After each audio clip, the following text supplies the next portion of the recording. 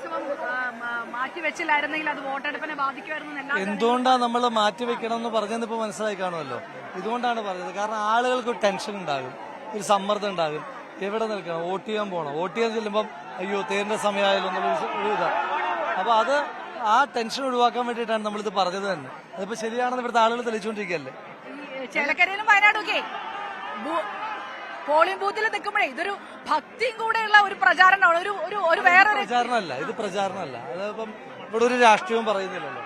ഇത് നമ്മള് ഭക്തിയാണ്, ആളുകളുടെ സന്തോഷമാണ്, ആളുകളുടെ ബ്ലസ്ഡ് മൊമെന്റിലാണ്. അതാണ്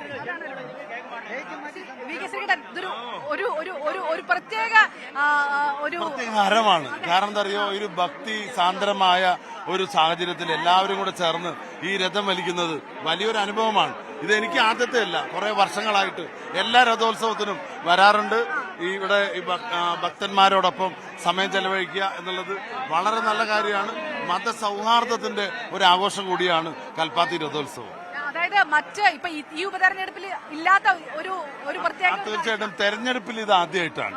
ഒരു തെരഞ്ഞെടുപ്പ് സമയത്തും രഥോത്സവം വരാറില്ല.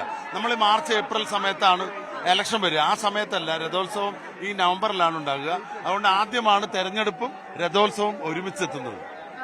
UDF-നെ സംബന്ധിച്ചിടത്തോളം കൽപ്പാത്തി കൂടെ നിൽക്കും. പ്രത്യേകിച്ച് ഈ രഥോത്സവം മാറ്റിവെക്കാതെ വോട്ടെടുപ്പ് മാറ്റിവെക്കുന്ന ഒരു സാഹചര്യം ഉണ്ട്. അപ്പോൾ കൂടുതൽ വലിയ സ്ത്രീ പങ്കാളിത്തമൊക്കെ ഉണ്ട്. അപ്പോൾ സ്ത്രീ വോട്ടർമാരടക്കം അത് കൂടെ നിൽക്കും എന്നുള്ളൊരു പ്രതീക്ഷ. ഈ തെരഞ്ഞെടുപ്പില് രാഹുലിന് ഭയങ്കര ഭാഗ്യമാണ്. എന്താ അറിയോ, 10,000-കണക്കിന് ആളുകളെ ഒരുമിച്ച് കാണാനും അവരുമായിട്ട് ഇടപഴകാനും ഇതുപോലൊരു അവസരം വേറെ കിട്ടില്ല, ഒരു സ്ഥാനാർത്ഥിക്ക് കിട്ടിയിട്ടില്ല ഇതിനു മുമ്പ്. ഇത് ബൈ ഇലക്ഷൻ ആയതുകൊണ്ടാണ്.